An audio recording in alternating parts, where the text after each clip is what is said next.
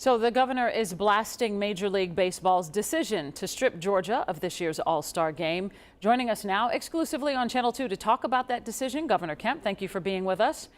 Baseball's Commissioner Rob Manfred said that this is all about taking a stance against ballot box restrictions, referencing the newly passed voting legislation here in Georgia. What's your reaction? Well, Jovita, thanks for having me. My reaction is Major League Baseball has caved to the cancel culture and a bunch of liberal lies, quite honestly. He didn't cite one specific part of the bill that he disagrees with, and it's because Joe Biden and Stacey Abrams continue to lie about the Election Integrity Act that I just signed. And I believe for your viewers at home, you might as well get ready, because now that they're coming after your baseball game, they're going to come after your business. They're going to come after your way of life. But I will tell you, I'm not backing down. This is a good bill that provides more access, especially on the weekends, and many other things that I've been saying for days. And it's really a sad day for hardworking Georgians, for baseball fans like myself, that Major League Baseball just caved to the pressure. Governor, you said cave to the pressure. But also during the last election cycle, you and many others said that there was no fraud here, that there were no problems with the elections here in Georgia from November through the runoff and then January. So if people feel like there was nothing wrong, then what needs to be changed? And so if they want to make changes, how is that caving to pressure? Well, I guess Major League Baseball doesn't support us adding additional days for people to vote early, is all I can say. Jovita, you got an organization that's headquartered in New York where you have to have an excuse to be able to vote an absentee ballot. In Georgia, you do not. In New York, they have 10 days of early voting where people can vote early. In Georgia, you have 17. And now if a county takes advantage of the 2 optional Sundays that was added in this bill, you'll have 19 potential days that people can vote early. That's 9 days more than New York, yet the commissioner's pulling the game from here, hurting our small business owners because he simply doesn't know what's in the bill. The pressure from the White House and from the organization that Stacey Abrams runs, you know, they're up there lying. Nobody will call them out. What the president said the other day, he got 4 Pinocchios from the Washington Post. You know, the mechanics of the election this year, there was definitely problems. The legislature, I think, did a great job of wading through those and making some good changes that's going to help the county elections officials. Some of the things in the bill was recommended by the Association County Commissioners of Georgia. The photo ID or voter requirement we've had since 2006 in Georgia is going to speed up the absentee voting process by mail at the local level so that results can be reported quicker. All these people that are bowing to the cancel culture, none of them have cited one example of why you should be boycotting this game. I asked them that. They don't mention that. It's just the political pressure that's on them. And it's a good thing for your viewers to know that that is coming to your house and your neighborhood now. But I will tell you, we will continue to fight that because we are on the right side of this, and the truth will set you free. Right. So, Governor, I understand everything you're saying, but also throughout the whole election cycle, so many people said that there was no fraud here. There were no problems. So now when you want to sort of change everything. Well, Jovita, I would disagree with you that there were no problems. When you have people that are trying to monitor the election that are pushed away where they can't see that, that is a problem. You know, the president brought up the whole thing about water the other day, which he is not, you know, factually correct. He's lying on.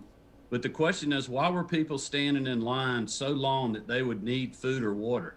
Shouldn't those voters be upset that they're having to stand in line 4 to 6 hours?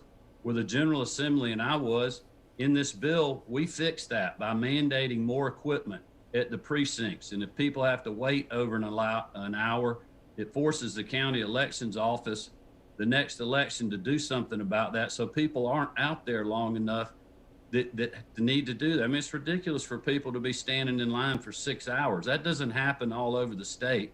It happened in specific places.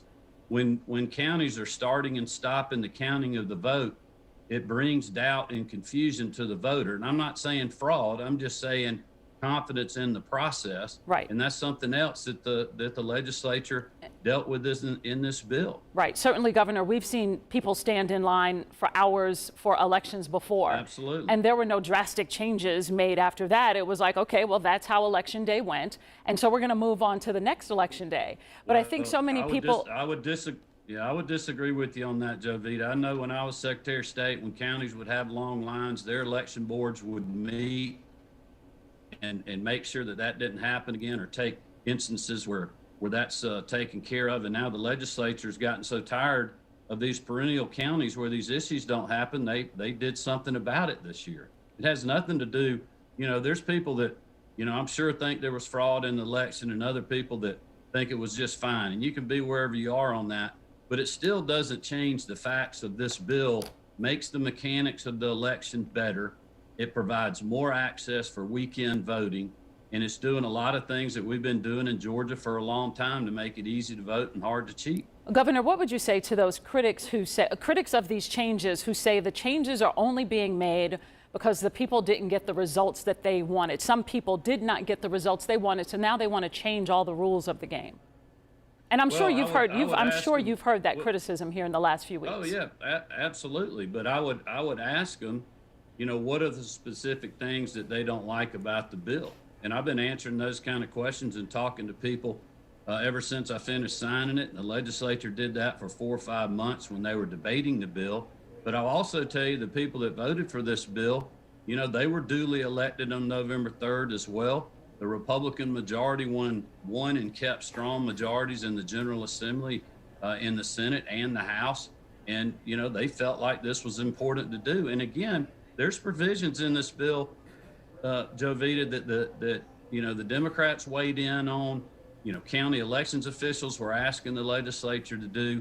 You can look back in the past. There's been election cleanup bills time and time again. If this bill hadn't passed, you wouldn't have drop boxes right now. They've never been in the law before. It was only done because of a emergency power the state election board had under the public health state of emergency. So if this bill hadn't passed, you wouldn't even be able to allow to have drop boxes in the next election. And we have addressed that in a secure way in adding those to counties that didn't have them during 2020. Some counties didn't have drop boxes. And certainly this past election cycle was different in that we were all having to vote during a pandemic. So a lot of those changes were made for the safety of the public, thinking about the safety of our elderly and sick people who needed to get out to cast their ballots. So those changes were made under that umbrella. But certainly they were changes that many people thought were positive and effective. And now it looks like it's all being changed back again. Well, I would disagree saying that everybody thought they were positive and effective. Some of the things that the General Assembly weighed in on, they obviously didn't think that.